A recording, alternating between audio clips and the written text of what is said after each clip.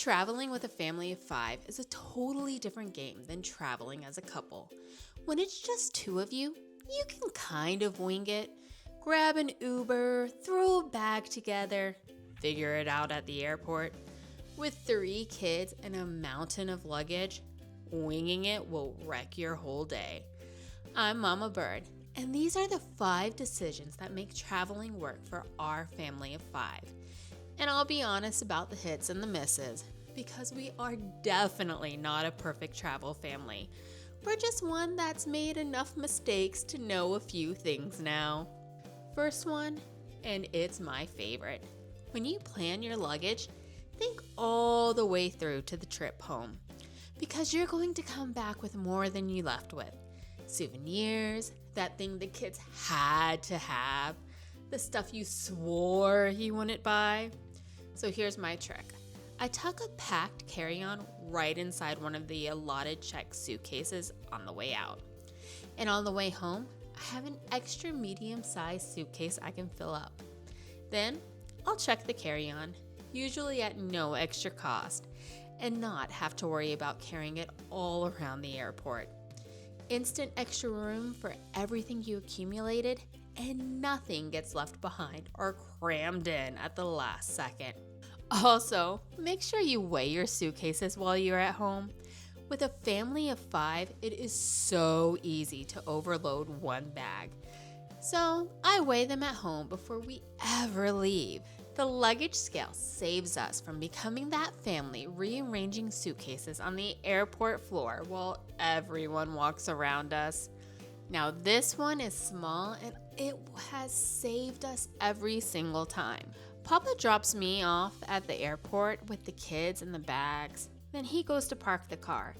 And before he walks away, he always takes a photo of exactly where we parked. The level, the row, the little sign. Because here's the reality.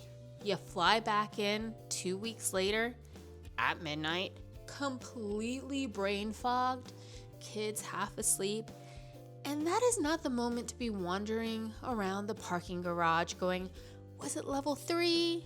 Was it G? One photo on the way out, and future you gets straight to the car and home to bed. For the flight itself, everybody has a job. Each kid has their own personal bag, light enough that they can actually carry it themselves. So it's not one more thing on us. That's their responsibility. And even the little one can handle his own. Then Papa and I take the carry-ons with everything that can't be checked or can't be lost. Computers, cameras, batteries, chargers, anything with a battery especially needs to stay with you on the plane. So the kids handle their stuff, we handle the important stuff, and everyone knows what they're carrying before we leave the house. And here's the handoff that catches people. The moment one adult goes to park. Papa dropped us off at the curb with all the bags and leaves to park the car. And for a few minutes, it's just me, 3 kids, and the whole pile. This trip, Big Brother was old enough that he was a real help slowly getting our mountain of luggage inside while we waited for Papa. As the kids get older, they stop being part of the load and start being part of the plan. And a quick honest aside, because I promised you our misses too, packing something isn't the same as having it when you need it. We packed water bottles and tissues, then forgot to fill the water bottles twice, and lost track of the tissues right before the flight home when we needed them most. So pack the essentials, sure, but keep them somewhere you can actually find them. When you land, how are you actually getting everyone, and all those bags, to where you're going? A couple or a small family can just grab a cab or an Uber and go. With 5 people in a pile of suitcases, that math doesn't work. And you do not want to be figuring it out, tired and jet-lagged in a new city.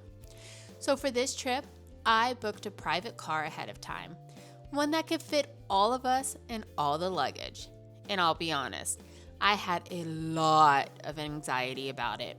because the communication felt thin, and I didn't get a driver confirmation until we were clearing customs. But it worked out perfectly. He was right there, loaded everything, and got us straight to the hotel. The lesson isn't don't worry, it's book it ahead so a stressful arrival is already solved. If you're catching a cruise or anything you truly cannot miss, fly in early.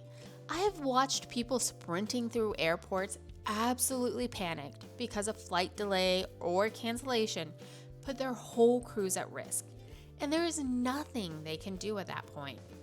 That is not how I want to start a vacation. Delays happen, weather happens, so we fly in at least a day ahead. And this time, we flew into Vancouver 3 days early so we could enjoy the city before the ship. And that buffer earned its keep. The check-in kiosk jammed up on us before 4 in the morning, and customs in Vancouver was slammed. On a tight schedule, either of those isn't panic. With a buffer, they were just inconvenient. That's the whole point. Enough time turns a problem into an annoyance instead of a missed ship. And one more thing that's big enough to get its own video. If you're crossing a border like we did going into Canada, be ready for customs. Have your passports easy to reach and upload them to your airline ahead of time for a smoother go. But there's enough to that one that I'm giving it its whole own video next. Here's what all 5 of these come down to. Good planning doesn't stop things from going wrong. It stops one problem from turning into 5 more. The kiosk jammed, we lost the tissues, customs was packed, the driver went quiet, and none of it wrecked the day because we planned for the moments in between instead of the perfect trip.